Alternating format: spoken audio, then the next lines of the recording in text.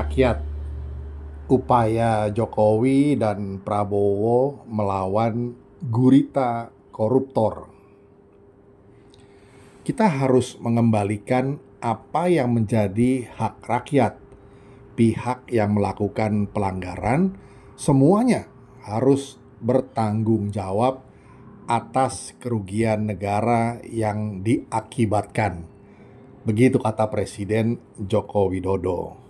Penanganan TPPU harus komprehensif dilakukan.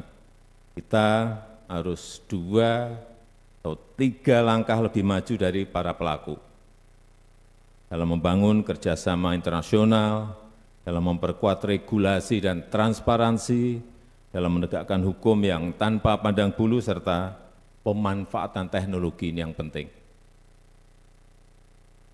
Pola baru berbasis teknologi dalam TPPU perlu terus kita waspadai, seperti cryptocurrency, aset virtual, NFT, kemudian aktivitas lokal pasar, electronic money, AI yang digunakan untuk otomasi transaksi dan lain-lain. Karena teknologi sekarang ini cepat sekali berubah.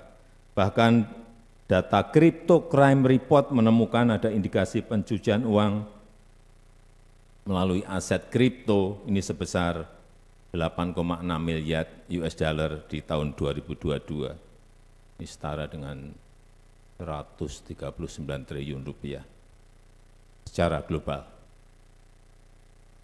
Bukan besar, tapi sangat besar sekali.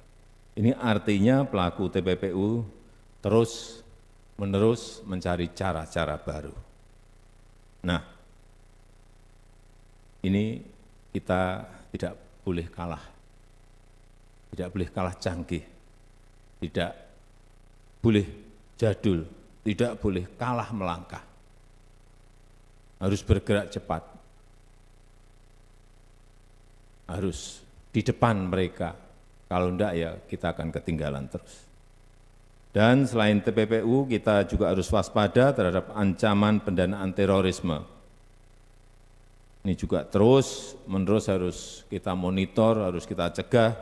Dan saya berharap PPATK serta kementerian lembaga yang terkait dapat terus meningkatkan sinergi dan inovasinya.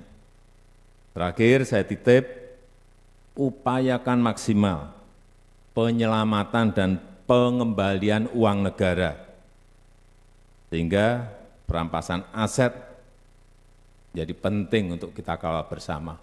Kita tahu, kita telah mendorong mengajukan undang-undang perampasan aset pada DPR dan juga undang-undang pembatasan uang kartal ke DPR, dan bulannya ada di sana.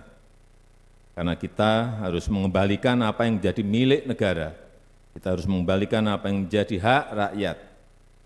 Pihak yang melakukan pelanggaran semuanya harus bertanggung jawab atas kerugian negara yang diakibatkan. Korupsi sebagai kejahatan luar biasa, bukan yang biasa-biasa saja. Begitu paling tidak kesepakatan umum kita. Tapi nyatanya korupsi atau kegiatannya dan koruptor pelakunya masih ditolerir oleh bangsa kita. Ini aneh, tapi nyata. Buktinya berserakan di sekitar kita. Koruptor kelas kakap kerap mendapat perlakuan istimewa, pengurangan hukuman, bahkan masih bisa ikut kontestasi anggota parlemen, entah itu DPD, DPR, maupun DPRD. Dan parpolnya pun menjustifikasinya dengan alasan mereka kan sudah menjalani hukumannya. Padahal semua tahu sama tahu hukuman sang koruptor itu sudah mengalami remisi berkali-kali.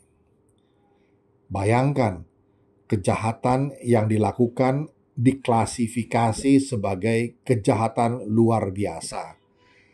Tapi perlakuan terhadapnya adalah istimewa, bukan sekedar biasa-biasa saja. Parpol dan para mantan koruptor itu pun berselancar di atas keluguan dan kebegoan begitu ya masyarakat di tengah hiruk-pikuk masa kampanye pemilu yang menyilaukan alias membingungkan. Gampang sekali termakan fitnah dan kabar bohong yang ditebar politisi-politisi avanturir, yaitu para petualang politik yang haus kekuasaan. Politik fitnah dan politik uang dimainkan tanpa tedeng aling-aling. Politik pun akhirnya terperosok ke lembah nista. Dari posisi awalnya yang mulia, citra politik jadi begitu menjijikkan. Tak heran banyak orang yang jadi alergi dengan politik. Bagaimana membuat kapok para koruptor yang sudah ketahuan namun belum terbukti di pengadilan, serta yang sama sekali belum ketahuan namun sampai sekarang masih bisa menghirup udara bebas, bahkan merasa diri terhormat lantaran ia seorang pejabat atau pengusaha kenamaan. Koruptor katanya tidak takut di penjara, apalagi penjara di Indonesia. Tapi mereka takut untuk miskin, maka dimiskinkan adalah ancaman yang membuat mereka gentar. Presiden Joko Widodo menyebut atau mengingatkan kembali soal Undang-Undang Perampasan Aset dan Undang-Undang Pembatasan Transaksi Uang Kartal ketika memberikan pengarahan dalam rangka peringatan 22 tahun Gerakan Nasional Anti Pencucian Uang dan Pencegahan Pendanaan Terorisme (APU dan PPT) di Istana Negara pada Rabu 17 April 2024 yang lalu. Di era digital dan revolusi teknologi komputer atau digitalisasi dan komunikasi seperti sekarang ini, kriminalitas dunia siber semakin canggih. Para kriminal itu senantiasa mencari celah pada transaksi elektronik hingga instrumen investasi baru. Presiden Joko Widodo sempat menyinggung beberapa instrumen yang berpotensi dimanfaatkan oleh pelaku TPPU meliputi cryptocurrency, aset virtual, NFT, aktivitas loka pasar, uang elektronik, hingga kecerdasan buatan atau artificial intelligence (AI) yang digunakan untuk mengotomasi transaksi.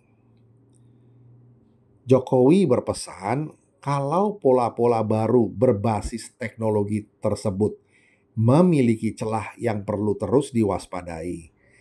Jangan sampai lengah.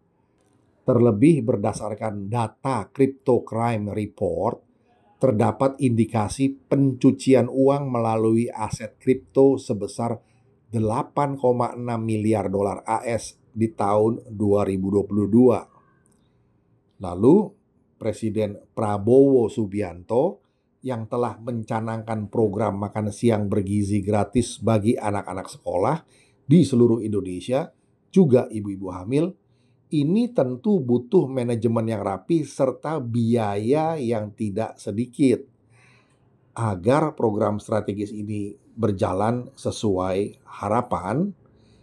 Mengapa disebut program strategis?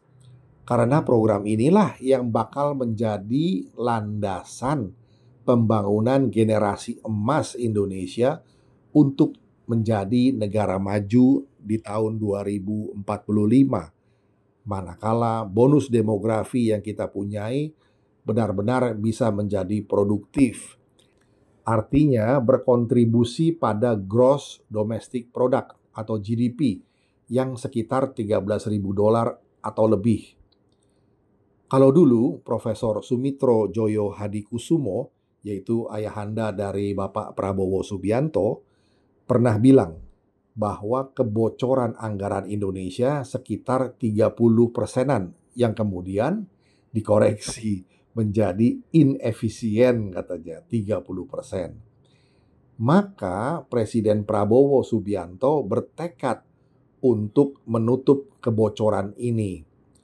Dalam salah satu pidatonya, ia berkata akan mengerahkan pasukan khusus untuk mengejar koruptor-koruptor itu bahkan sampai ke Antartika.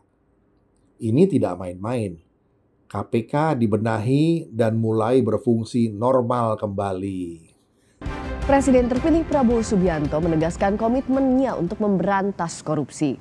Prabowo bahkan menyebut siap mengejar koruptor yang kabur hingga ke Antartika. Kita tidak akan kompromi dengan korupsi. Mungkin saya akan cek kembali anggaran. Saya akan sisihkan anggaran khusus untuk pemberantasan dan pengejaran koruptor-koruptor ini.